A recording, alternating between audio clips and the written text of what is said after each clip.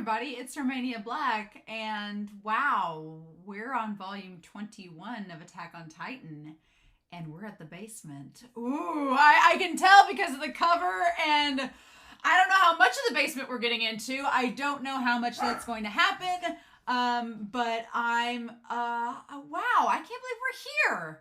Like, we're on volume 21, and I think when I started this, someone said that we'd be at volume, like, 31 or 32 when I was caught up to part 3 of season 4. So that means we really have 10 volumes, about 10 volumes left to catch up, which is insane to me that we're almost there. It just, because yeah, this volume and then probably the next volume afterwards, and then we'll be at season 4. What? So that's gonna be insane. But yeah, I guess that feels about right. That's so weird because that's actually very weird because then season 1 was like volumes 1 through 8, and by the time we got around to volume 13 or 14, we were at volumes 3, and then around 14, 15 we were getting into volume 3 stuff.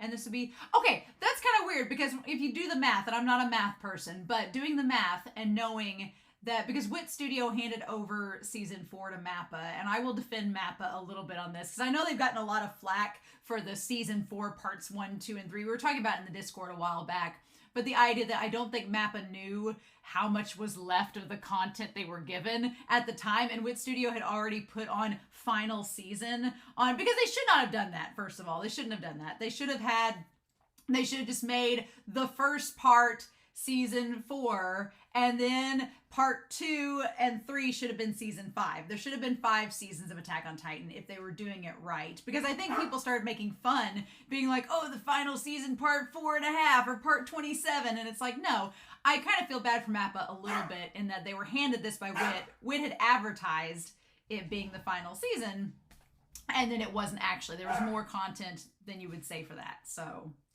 I'm like, yeah, because you still have like, what, 13 volumes for final season? Come on now. Come on now. So I thought that's funny. But yeah, I got a couple comments before we start, and there are deer outside my window, so my dog is barking furiously at them. So please excuse Huckleberry if he's barking at deer. Hopefully he'll stop. Docky noted that Peak originally, and several other commented after Docky or Dossie, but I want to give them a shout out because they were the OG comment about this, that Peak may look weird in the manga right now because originally Peak was supposed to be a middle-aged man named Oliver Peak. Apparently this came out at some point. I don't know where, I'm sure an interview or something. And I was like, oh, I'm glad they made Peak a woman because there's enough dudes in this series. And there were enough dudes that were Titan shifters. So we needed more ladies and not just the Warhammer that does nothing. So we're going to have stuff to talk about the Warhammer when we get back to it because I've ruminated on it since that episode, being like, wow, okay, we'll talk about it when we get there. But I am glad that Peak, we needed another lady other than just Annie. Annie couldn't be the token girl in the group. I'm glad Peak is as well. And Peak's a great character for a lot of reasons, so I'm glad they chose to make Peak different. I am curious about that as well, though, because people were talking about the design. I'm wondering if at some point the design will change then, since Isayama kind of rethought how they were going to make Peak look. But I don't want to know when, and I don't want to know where. I'm imagining that Peak's design will end up looking like it does in the anime, but I don't want to know when that will be. Although, if it doesn't, I will be really, really happy because I just love making fun of it. It looks so stupid. It's so goofy. Just this little weird man's face on this quadruped body. At least the platypus makes it look a little more animal-like because it is a cart and it looks kind of like an animal that you would haul people around on. It fits a little better with the platypus bill, but if they keep it with the weird face, I'll be fine with that. Also, I was looking at this, talking on the Discord, I was thinking back to the last volume or two where we had Erwin's speech about the mountain of corpses, right? And I was thinking about this, and I told the Discord this, that it's an interesting parallel that you have Erwin, who feels that he's either wholly or partially responsible for the deaths of his comrades, which is interesting because his comrades, technically, they chose to follow him. It's not entirely his fault that they died. They chose to follow him as well. So they do share some of the responsibility there. But despite all of that, Erwin keeps on going forward because of his dream. So he feels responsible for their deaths makes him sad, but he keeps going on with his dream, even though the people are partially responsible. They chose to be there, whatever. Then you have Aaron, who also feels wholly or partially responsible for, the genocide he's committing with the rumbling, but he continues to move forward with his dream. The difference is with Erwin, the people chose to be in the Survey Corps. They knew the job was dangerous when they took it. They chose to be there. And so even though Erwin kind of maybe conned them into it, they made the decision in the end to be there as well. So they share the blame. With Aaron and the rumbling, yeah, you could say there's Marley officials who bear responsibility as well, but the majority of people that are going to get killed by all this are civilians that have no clue. So it's like Aaron's killing people who did not sign up for this at all, but he keeps moving forward. So I thought that parallel was really interesting, right? Rasian Cloud talks about in 2017, and the only reason I read the comment was because they said it was from 2017, which would have been before, I know the final volume came out around 2020, so it would be before the end of the series. So I was like, okay, this is somewhat okay to read because it's like around the time that this volume was getting published. And it said that there was a character encyclopedia interview with Isayama who was talking about how Armin's curiosity in wanting to see the ocean was mainly just because it drove him to see the ocean because of his genuine curiosity, whereas Aaron was driven mad because he didn't have the freedom to see the ocean whenever he wanted to, with it being so close to him. So there's a very, very big distinction there. And that Aaron is shocked in volume 18, with how much the paths between him and Armin, pun intended, have diverged. And in Bystander, Carla speaks about the message of quote-unquote being born into this world. And in that chapter, Isayama says it's a celebration of life. You're alive, therefore everything else given to you is a blessing and a gift and is just something extra. You being alive should be enough in this world. Carla's speech was all about how you don't have to be, nobody's special, we're all just born into this world, we're all given the same freedom that we're born with, we should be thankful we're alive, and everything that happens to us is a bonus from there on in. But Isayama says that Aaron believes that that speech to him means that he is owed something once he's born. Because he has been born into this world, he is owed something, and he should be able to see the sea no matter what. So it's kind of like Aaron took that message, and whereas it was a celebration of life and that everyone should have something and it's all like hunky-dory, hold hands, Aaron was like, no, that means I was born with this right to own something. So that will make that conversation with Willie very interesting later on, when he maybe thinks Willie's thinking the same thing he does. I'm like, we were talking in the Discord with Be Happy, and I was like, Aaron, I've gained so much of a better appreciation for thanks to the manga, but I still want to shake him. And right now, I'm sad because the basement marks the moment where all of my good, happy feelings with Aaron and where his character is gone are about to take a big 180 dive into Sad Town. And I don't know if I'm ready to see that yet, but we can't stop moving forward. So what can we do? But yeah, those are my comments. I'm really excited to dive into this volume and see what we get. I hope y'all enjoy. I promise you it will not be 3 hours. I think the basement episode wasn't that long, but I think my reaction to that day was like 3 hours with discussion.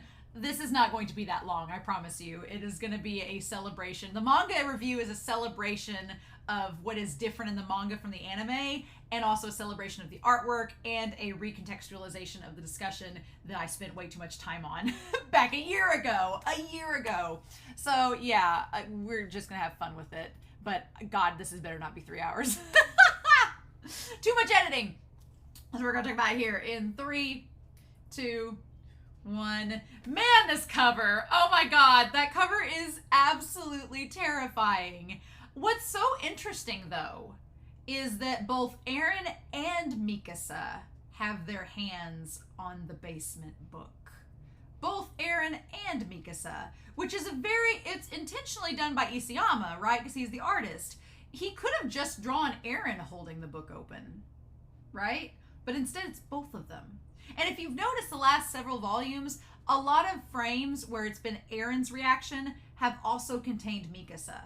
So I don't know what that's going to do when we get down to the final parts. Like, obviously we know how Aaron and Mikasa's relationship is in season 4. It's not good. So I'm wondering if that's going to come back, how much they've been together in these moments, if that's going to come back and be something in the final parts. Don't tell me. We'll find out soon. But that's interesting. Okay. Cleaver. Oh, Cleaver. I guess that's going to be connected to Midnight Sun. And the basement and that day. So we're getting into it, right? We're getting into it. Okay, so maybe we will get the basement all in this episode, in this volume. Ooh, but it is Aaron they focus on for the cover there. And then our cover pages are the same. Yay, raw. Cleaver. Oh. Oh, it's Armin. Why don't you ever fight back? I like it's those 3 guys that were the bullies. Everything's always in rules of 3, right? That's why they treat you like that.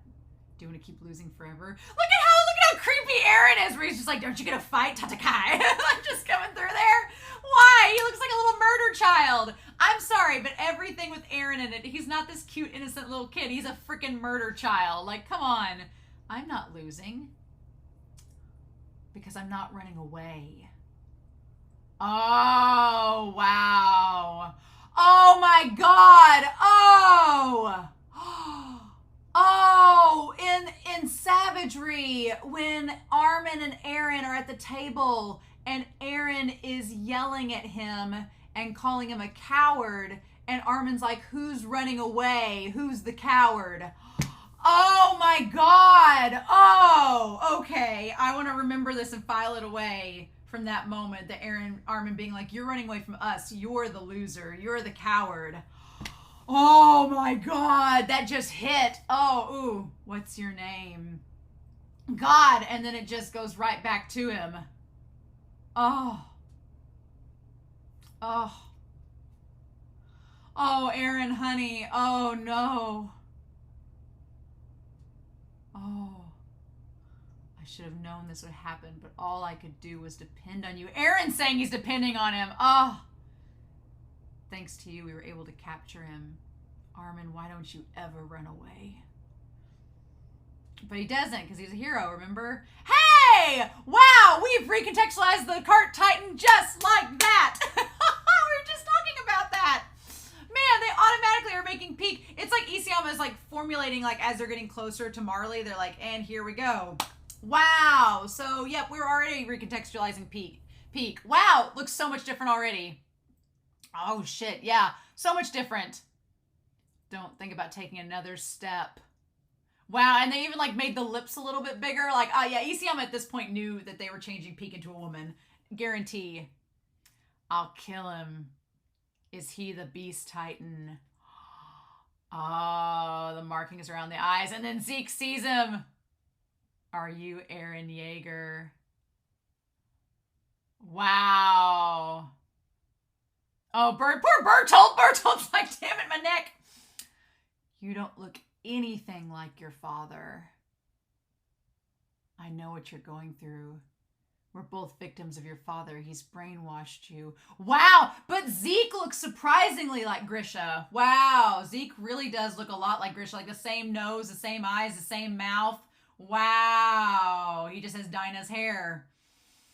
Wow, and Aaron's just like, wait, what? Who are you? My father? Oh, yeah, and then Levi. What a monster. Oh, my God. Yes. Oh, Levi, he's like, you sons of bitches. Oh, my God. Fine, I get it. We're both too injured. We'll call it a draw. Bertolt, this is the end for you. Aaron, someday I'll come to save you. Yeah, which is so interesting. We just got done talking about how a loser never runs away, and Armin's the hero because he doesn't run away, but Zeke runs away. And ever since then, Aaron knew he was a loser. That was the last bit of gas I had. Okay, give me your blades. And then he coughs. Yeah, Armin's not dead yet. And then Hanji, so Reiner. What exactly is this steel case we found inside your left chest? It's the letter for Historia, isn't it? Oh, man. You used all your strength to get this thing before we lopped off your arms. Is it suicide pills or a bomb? No, it's the letter. And that's such a thing. Like, they think immediately that it's something like to kill them or to hurt someone, but it's a letter to like try to heal Historia. Come on. That's the first sign, I suppose. That should have been the first sign of Reiner and Bertolt and them not being as, I mean, we've guessed that they, things are multi-layered and not as simple as it seems, but that should be the first clue to all of them that things are not they're not the evil people that they've built them up to be. What kind of a letter from Ymir to Krista? And she's like, well, maybe after we look at it. Hanji's like, I want to see the tea before I give it over to the queen. Uh-huh. Will you tell us what we want to know? Nope. That makes it easier. And then Jean stops her. Jean stops them, stops Hanji. Yep. Which again is the whole thing where the idea is that Reiner immediately wanted to kill Marco, but Jean saved Reiner. We could take his power from him. Yep. And so they talk about the injection. They talk about the serum that they can turn into a Titan. And then I like that Armin looks over to Eren as this is being said. Like, you could see Armin kind of looking over to Eren to see what he thinks about all this. And Eren doesn't seem to have a reaction. And they talk about that Levi is going to have it. The conditions, I don't think they've been met. We don't know where Levi is, and we don't have time. We could just go ahead and send his head flying. Jean, that's not like you.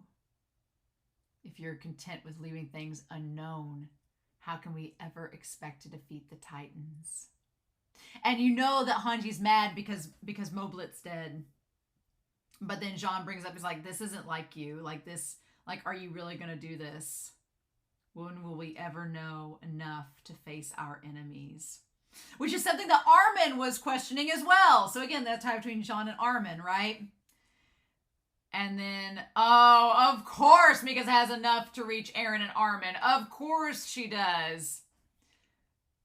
That's more than me. Go check on Eren and the others. Replenish your gas and get the injection from Levi. If you can't do that for whatever reason, fire a flare, and that'll be our signal to end Reiner. And then Hanji's like, the decision was mine. You only provided me with data. Who are we turning into a Titan? There's Sasha, who's injured but not critically. Or is there a better candidate? And I like that Reiner's just sitting there like, who's eating me? But Jean thinking, why did I at the last moment save him? Because Jean's a good person. Remember what Marco said? Oh my gosh. Oh, and you can instantly see Mikasa starting to tear up. Oh, Eren. Oh. He's breathing again. Oh. Give me the injection. Oh. Oh, and Levi's face. Oh, man. Seeing Eren be this, like, heartbroken over Armin is hard. Like, in the anime, it was tough enough, but seeing the manga version of it, like, just... Because Eren isn't used... Like, Eren, we see you shown emotion. Don't think we haven't. But it's never been, like... Like, the only time we've seen him this upset has been, like, at Carla and Hannes. We need to turn him into a Titan and have him eat Bertolt. And then she's like, there's the flare. And then Jean sees the flare. But then that's when... Because I was thinking in my head, I was like, well, wait, they don't end up killing Reiner because Pieck comes and gets it. And then, oh my God, Zeke's face. Oh, and then Jean saves... Oh, yeah, Jean saves Hanji. Man, that is a really good, effective, like, chomp. I can't wait to see the one in season 4 where it's like, chomp. Nearly gets Flock. This is bad.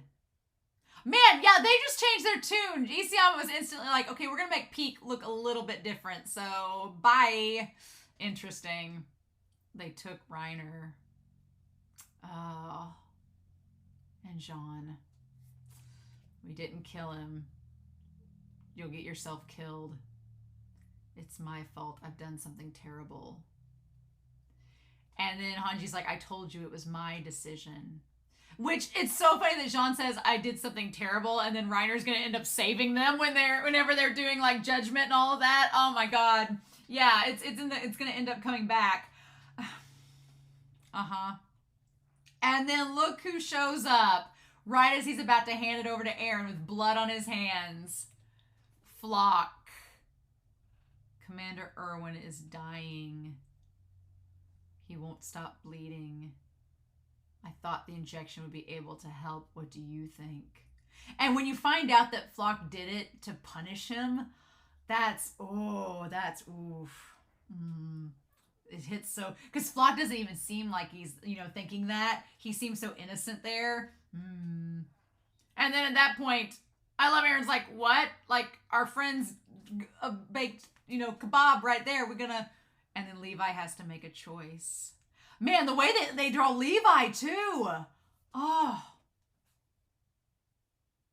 He's still breathing. Oh. He's still alive. Like Levi is like, you love Armin, but I love Irwin. Like, this is not good. We're both emotionally compromised. But then Mikasa is too, so. Oh my god! Oh, and Aaron's right there! Just right there! Again, Isayama just right there. Smack dab. Oh my god, right in his face. Oh, and their faces juxtaposed, like cut in half. You said you'd use it on Armin. I'm keeping alive the man who will save humanity. Oh. And then right next to each other, God, the duality. The duality of Aaron and Levi and Armin and Irwin. Oh my God. And then Bertolt's right in the middle. Reiner, you're incredibly lucky, you know that. I love that Isayama's like, he's one of my favorite characters.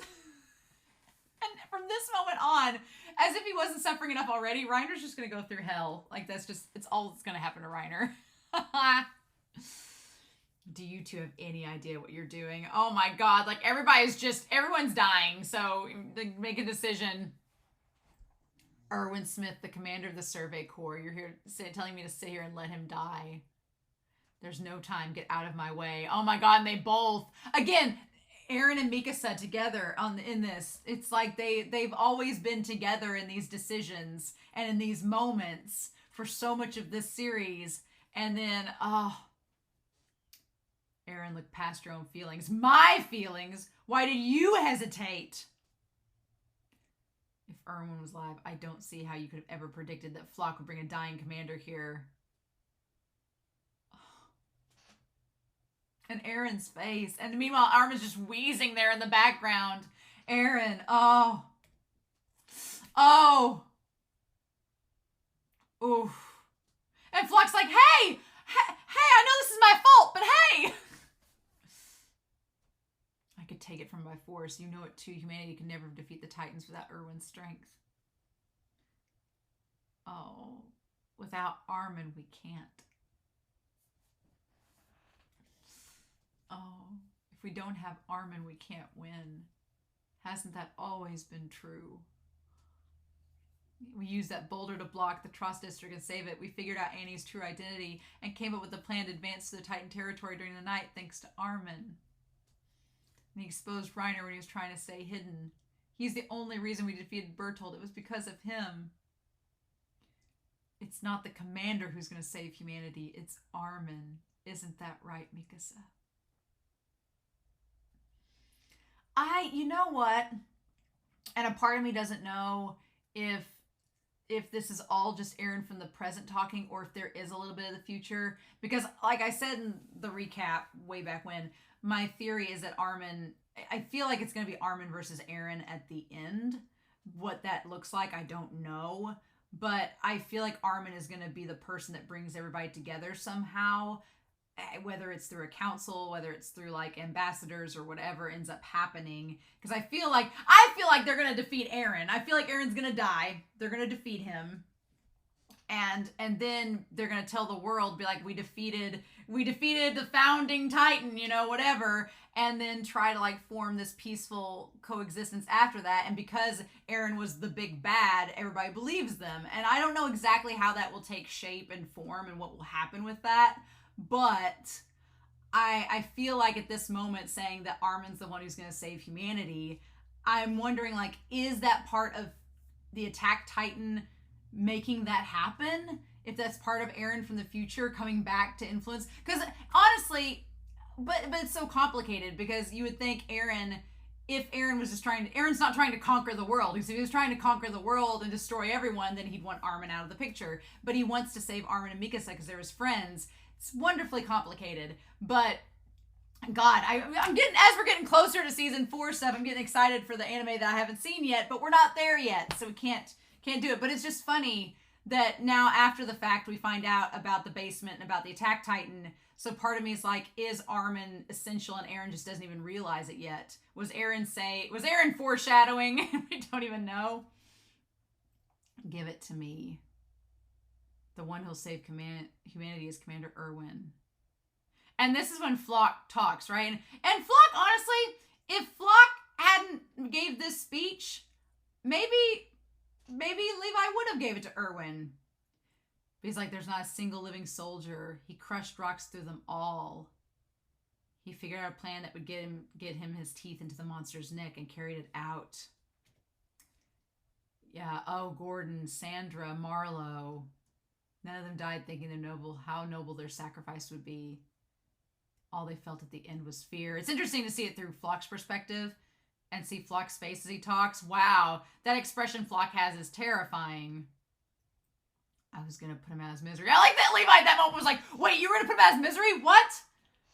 I decided I was treating him too gently. He needed to spend more time in this hell. And that is what changes Levi's mind. At that moment, I'm convinced like this that nope. Like, Levi realizes that to be cruel would to be bringing him back into this. Which is funny for Armin, because, like, Armin gets brought back into this, but the only one who can destroy all the Titans is the devil himself. And my mission is to bring the devil back to life. Which should have been foreshadowing, now that you think back on it. It's why Flock supports Eren so much, because he believes Eren is the devil that will destroy all the Titans. That's the funny thing about it, right? That's why when all the others died bravely, like a coward, I lived. So get out of my way. Ah, okay. Yeah, that's just, it's that, and I feel for Flock for having survivor's guilt. I really do. I feel for him. And then, yeah, Hanji. Oh, and then Hanji comes in. And then Jean and all them are like, what is happening? Connie and Jean and Sasha are like, what did we walk in on? My God. Yeah, exactly.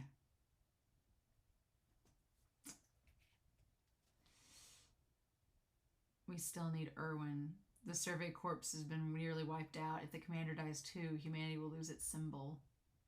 We can't allow the flames of hope. But Armin could do that too. Armin is an incredible talent. We need Erwin's experience and leadership. I have people I wish I could bring back too. Hundreds of them. Yep, and then Moblit. Oh, that sucks so much. Oh. Oh, I hate that. I hate it. Yep. That Moblit knocked him down. Everyone you meet will be parted from you one day.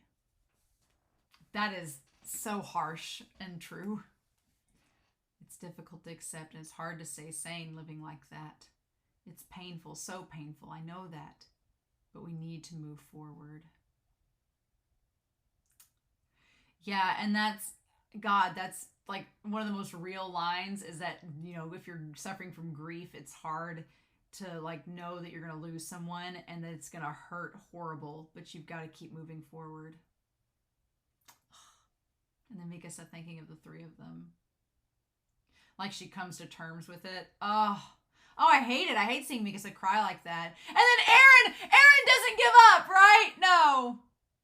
I love that everybody's just scattered and hopeless. He says, Captain, have you heard of the ocean? As his like teeth are kicked in.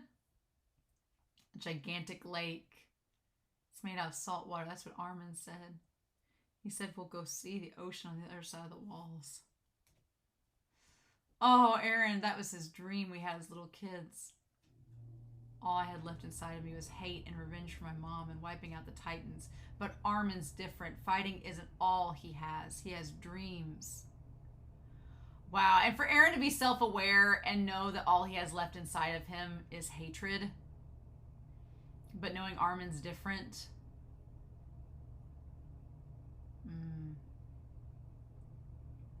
And Connie saying, see ya, Armin. Oh, I hate it. And John, oh, I hate it. And it's Flock carrying off Aaron. Oh. Oh. Saltwater stretches all the way to the horizon. And maybe in season 4, part 3, maybe it's different. Maybe Armin reaches Aaron and he's kept alive to help Aaron trace back to that dream. Maybe that's part of it, to get him to trace back to that dream. Just wait, I swear. What happens if that dream of yours comes true? I don't know. And I won't until it does. I just want to go to the basement. Like those little fools, all of them. Like little kids, the way they scream and flail. They couldn't keep going unless they were drunk on something. And you have Erwin, who doesn't know after he finds the basement what he'll do. He won't have to drink anymore. And you have Armin, who still wants to go beyond that. They were all slaves to something, even them. Oh God, that moment. Teacher, how'd you find out that they don't exist? Oh. Give up on your dreams and die for us. And then Levi sees Kenny in that moment the same way he saw Erwin. Levi, thank you. Yeah, oh, there it is. There it is. I asked last volume where it was at. There it is. Oh, Erwin had given up on it. He'd done his dream and he was good to go, but Armin still had things he wanted to see. Oh. If you didn't know what was going to happen and you were a manga reader and you got to this, oh. Oh. And Bertolt. Poor Bertolt. If Bertolt had just stayed passed out throughout that whole thing. Oh. Oh. Annie Reiner. Oh. The thing that was kind of the most disturbing is in the anime, like Bertolt started smiling as he was being eaten, like he was just hysterical. Ugh. And then Captain Y, can't we just let him go? His only choice was to become the devil, and he did it because we asked it of him. He was finally about to be free from this hell, but we were going to call him right back into it like you were. It's time for him to rest. I told you I'd beat the beast. I was going to have to wait, but he was dead. Oh, that little face that Levi makes, that tiniest little face. That's like the saddest little face ever. Oh. Oh.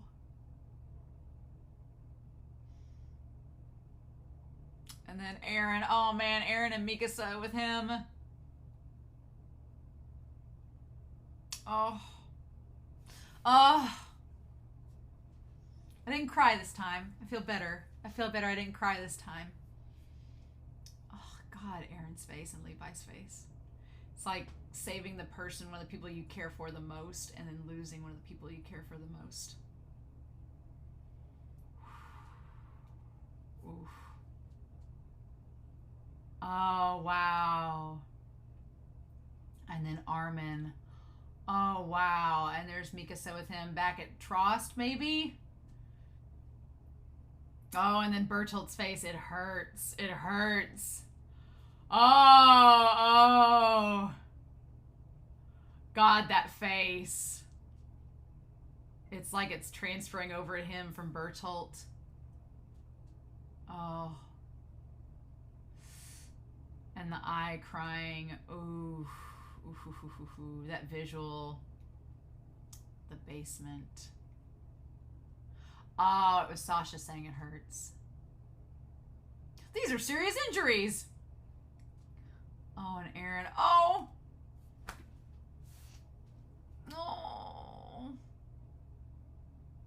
I don't remember any of this happening. Doubt you would. Tell him and don't hold anything back.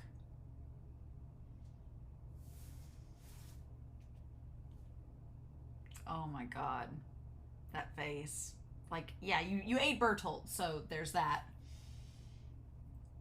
You're telling me the survey cores now there's just 9 of us? There's just 9 of them! Oh, yeah! Wow! There's just 9 of them left! Wow! Look at that! Imagine that! Wow! Okay. Wow. Huh. How about that? Okay. And he's like going through it one by one, like what happened.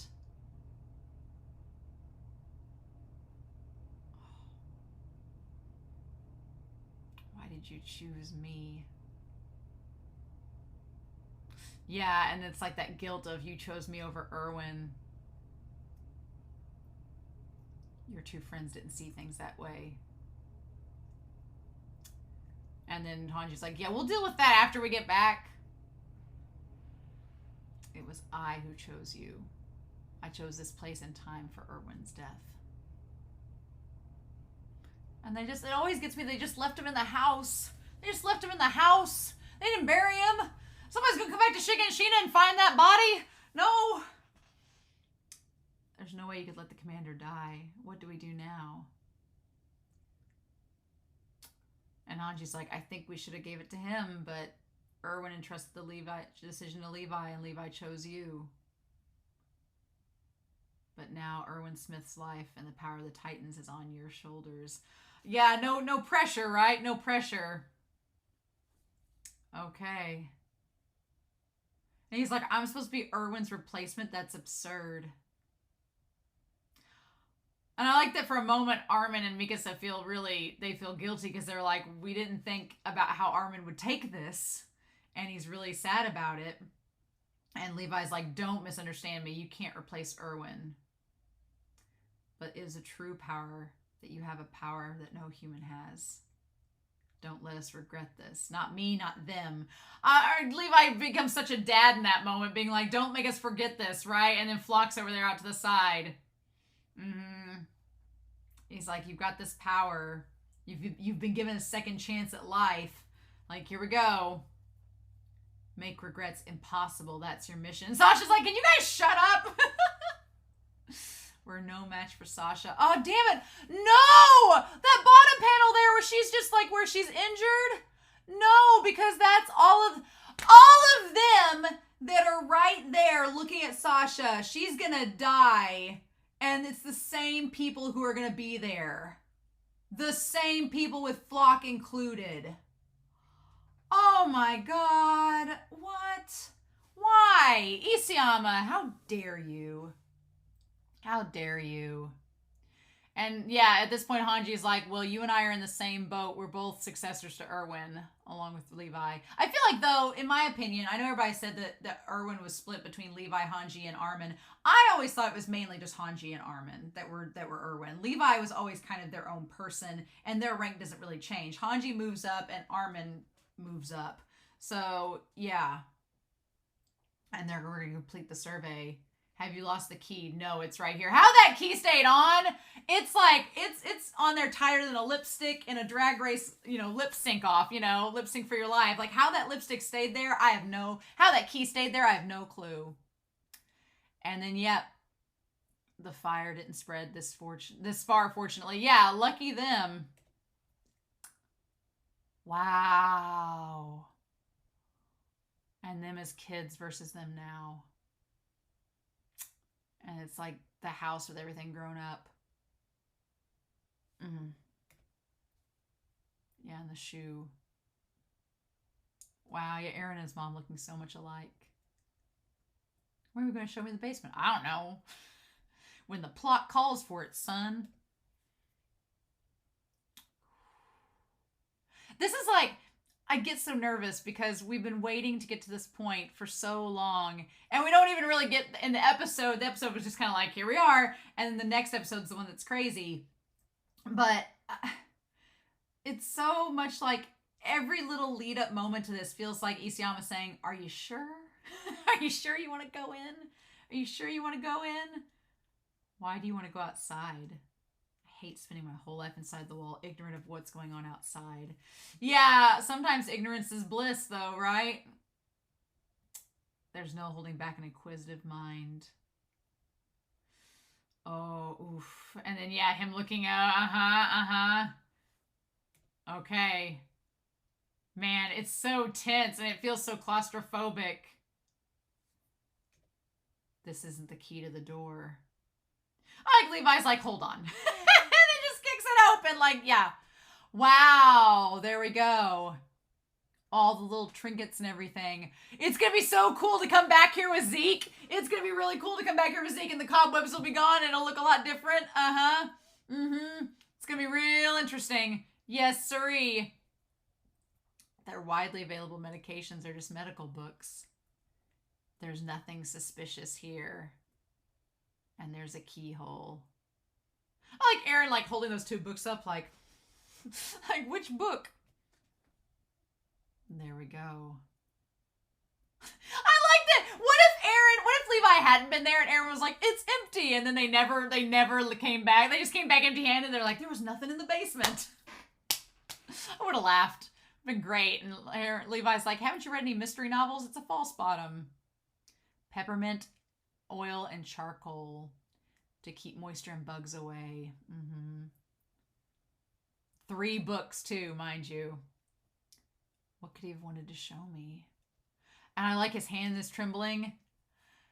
And then, yeah, Mikasa helps them open it together. Oh my gosh! They both did it together. Wow. It's like the most shippy moment between those two so far that we've had since Scream is like them both opening the book together and looking into each other's eyes. It's the most shippable moment. And then they opened it up. How do we know that there aren't any humans outside the walls, he said. And then we cut to Niall talking about it. And Erwin being so curious. Look at us now. Oh, wow. And then we're going to cut forward, right? Wow. While Maria's been retaken, they succeeded. Oh, we don't get to see their faces yet. Oh. A portrait. It's too perfect for humans to have drawn it. This is not an illustration. It's an imprint of reflected life left on a special kind of paper called a photograph. I came from beyond the walls where humanity enjoys a refined existence. Humanity has not perished. Oh, yep. That day, oh my God, okay. I pray whoever first finds this book is a fellow patriot. And then Faye and Grisha. Yep. And now we're going to go into sad days. Oh my gosh, right? The day came unbidden into my mind when I was forced to face the truth of this world. Oh man, oof, yep, oh my God. Yep. And then they're flying around seeing, yep, the Zeppelins, the airships. And they went to go see them. And it's the idea of, again, it's the metaphor of the wall itself, right? That Grisha, like Aaron, said it should be our right to go see what's beyond. And so they took them to go see what was beyond. We'll be right back. Yep. Oh. Devil-blooded brats.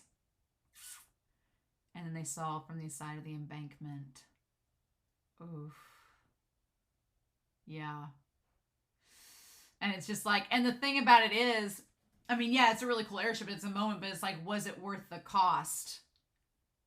Was it worth it? And it's so crazy because to Grisha, Faye is kind of like what Armin is to Aaron, right? She wanted to see the ship beyond the wall, and Armin wanted to see the ocean beyond the wall. And for Grisha and Aaron, the airship, the ocean, it doesn't really matter so much. It's just whatever. But it's them, they're the people they care about that wanted to see it. And then there's Kruger, isn't it? Yeah. Oh, yep. Oh, God. Oh, yep.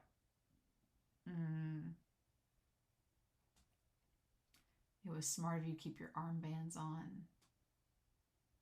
Any Eldian that takes theirs off here gets sent straight to heaven, even kids like you. You might as well see it. Oof. Oh.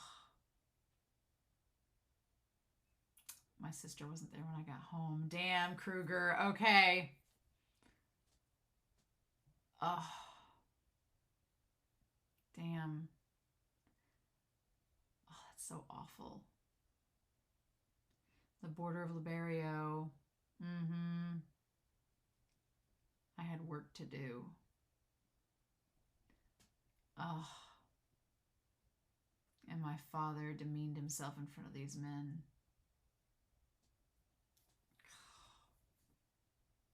I looked at my father and this man. I began to hate them so much it made me dizzy. And I cursed my own foolishness. And Kruger watching him, yeah. As he hated his father, did nothing. He just complied. But he hated himself because he got his sister killed. Damn, okay.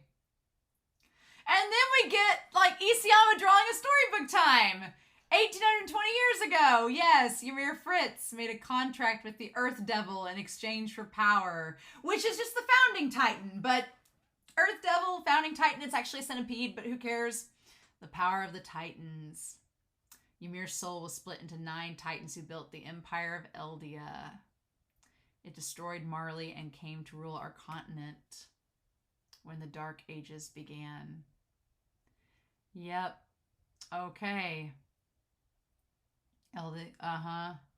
So Ymir could have more subjects.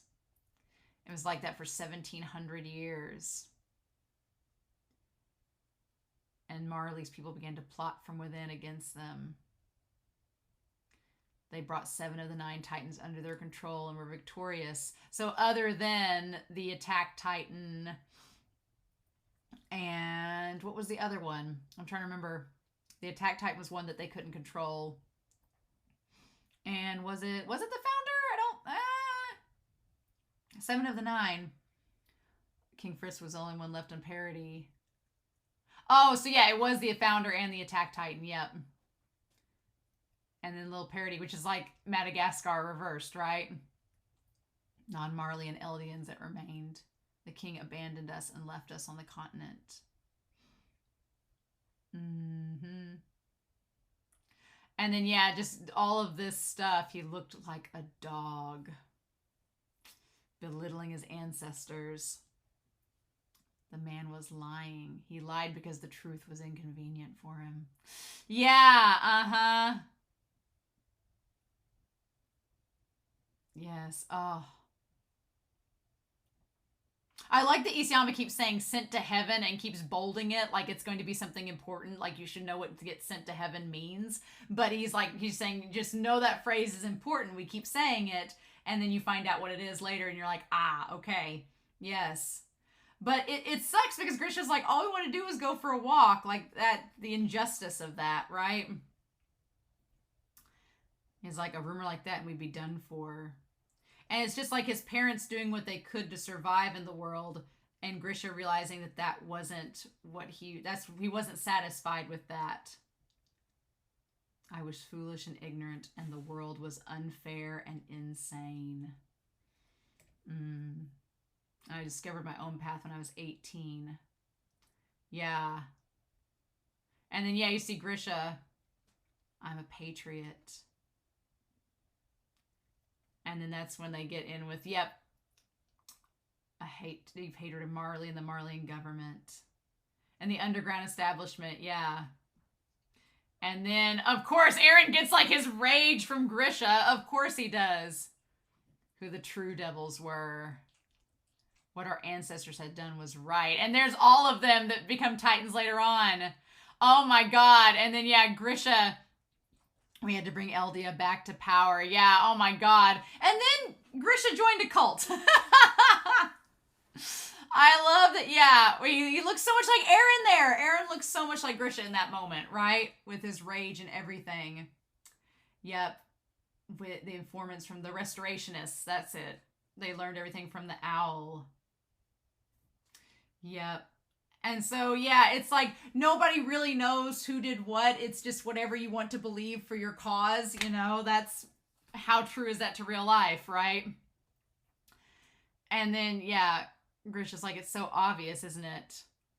And then that's where Dinah Fritz, a descendant of the royal family.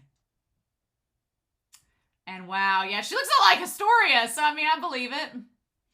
And then that's, yep, a branch of the royal family that refused to flee the island. She was the only descendant of that group. And then, yeah, Grisha just, God. Imagine if, the thing about Aaron that's I'm kind of okay with is that Aaron is not like Grisha where he's like leading a militia underground guerrilla like group like the Restorationists. Aaron is not doing that.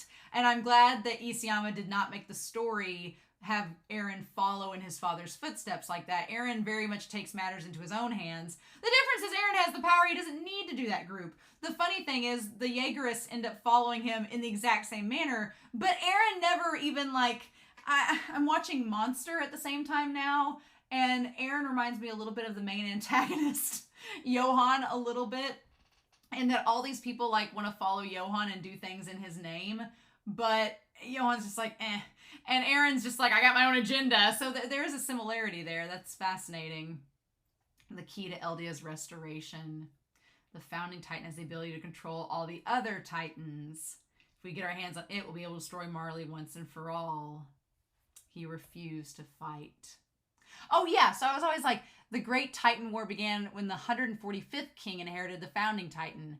Even before then, the families fighting over 8 Titans have been locked in constant conflict for generations. And we see the cart Titans, the little old man, and we see the one with the hammer is the war hammer. And then we see the armor Titan has the shield, right? And then we see the female Titan. We see the colossal Titan. We see the one with the horse, which I'm like, is that supposed to be the Jaw? Weird. And then there's supposed to be a 7th one. Where's the other one? I guess I don't see the 7th one there. Interesting.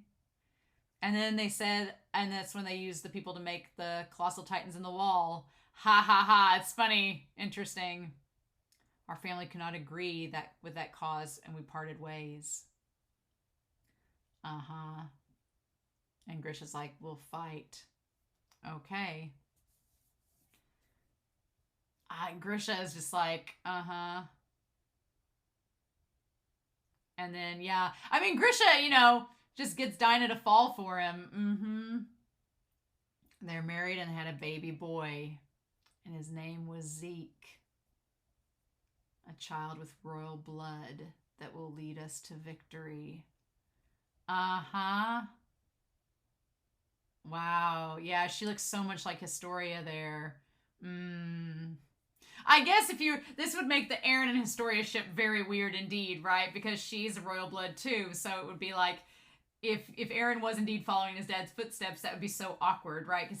Because Historia's kid technically will still have the royal blood too. Even if it's from Farmhand Coon. Mm-hmm.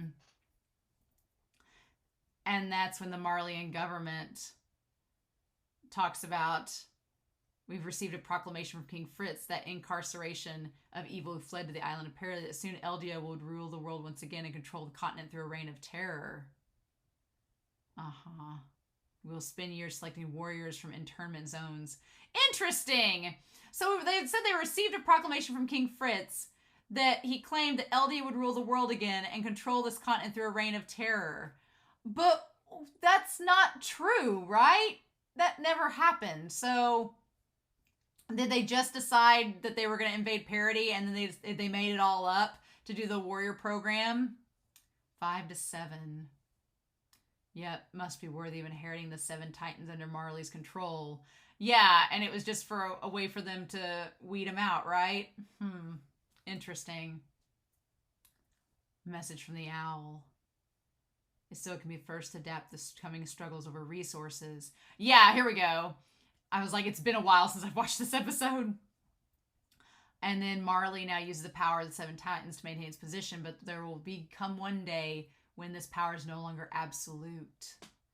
We're sure to see an age where military power is backed by fuel determines the state of the world. So yeah, it's the idea that it's for survival. Everyone else has evolved to meet the power of the titans. They can't afford to ignore the island of parity, which is said to have massive amounts of fossil fuels buried under it. But to conquer the island, he left behind these words 80 years ago. If you ever try to interfere, the tens of millions of titans inside the wall will flatten the earth. Oh, and there's like just the preview of the rumbling. Oh my God. Marley government his goal is the same as ours, to enter the walls without provoking King Fritz and retake the founding titan. Eldia will never, he's like, there's still an option. My son, Zeke, will be one of the warriors. Oh. And the sad thing is Zeke, he didn't ask for any of that. Yep. My son with the pride of Eldia. Yep. In the end, I was still the same foolish child I had been that day. Around the time my son turned 7, he betrayed my wife and I to the Marleyan government. The revivalists were all sent to heaven and doomed to join the man-eating titans that wandered the island of parity for eternity. Oh, wow. And that's where it's going to leave off. Oh, my God. Are you joking? Wow. Okay. Oh, my gosh. So, yeah, wow. That's,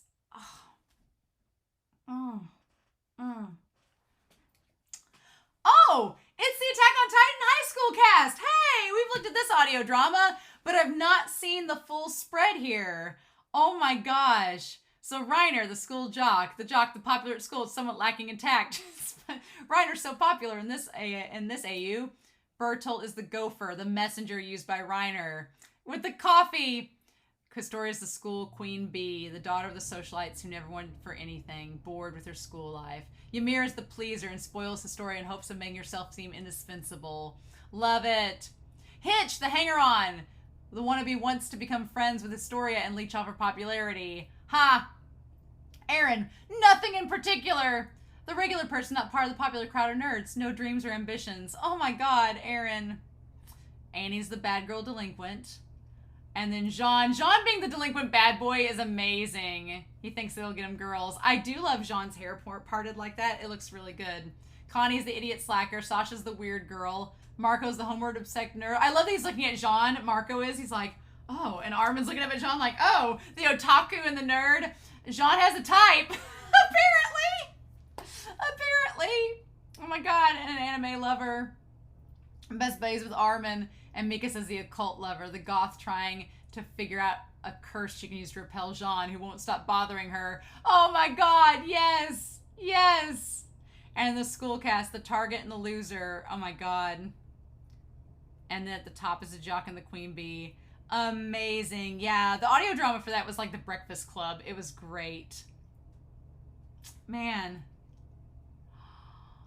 The cruel story of the walled world and the Jaeger begins. Oh man, I wish we'd gotten more into that. I wish we could have gotten more into that. Dang it, with the owl. Now I have to wait for volume 22. Dang it. Well, what can we do? Man, so that volume, let me tell you, well, that was really good. Oh man.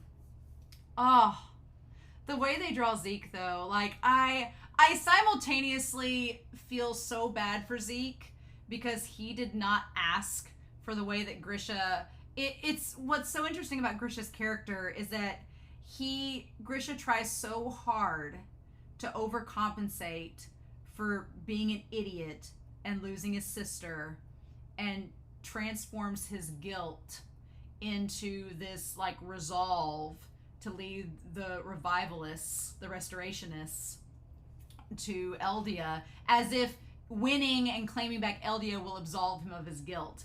And the ultimate horrific irony is that he makes another foolish mistake and just repeats history by getting his son involved in something like that ends up getting all of them in the same boat and in this mess together. It's like, oh my God.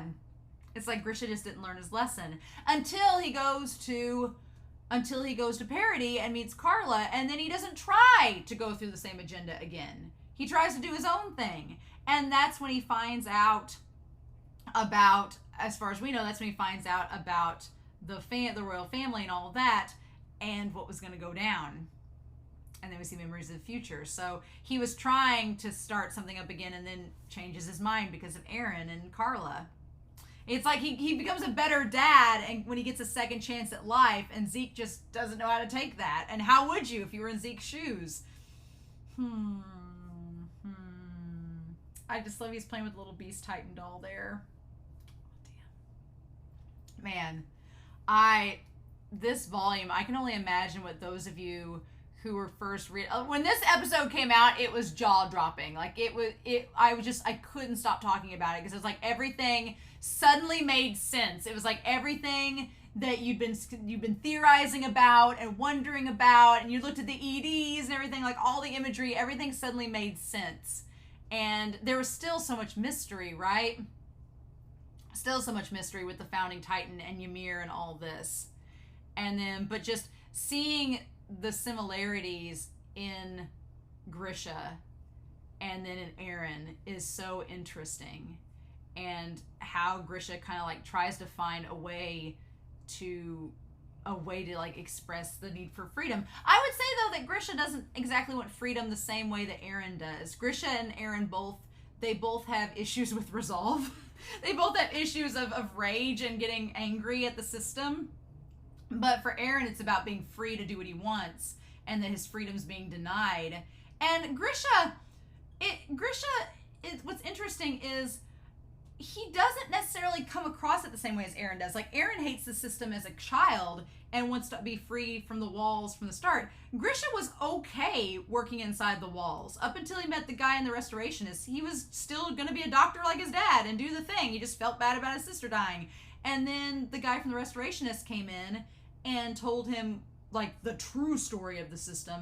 And that's when Grisha got mad. But Aaron was mad at the system from the start. So that's so fascinating to me. And then, God, seeing Midnight Sun, seeing all of it, it's just insanity. Insanity.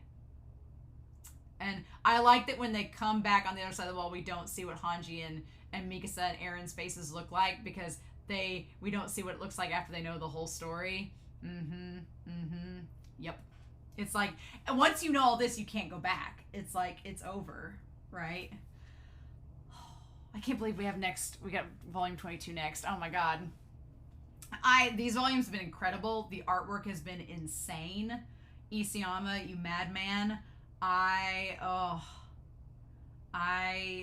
The Halcyon days are over for sure, but I'm really excited to see what we get next. So yeah. I'm also really curious to know your thoughts down below. I told y'all I'm not making this 3-hour video. If you want to go see me freak out and talk for 3 hours about that day, you can find that episode on YouTube, because I talked way too long about it. But yeah, I'm really excited to see volume 22.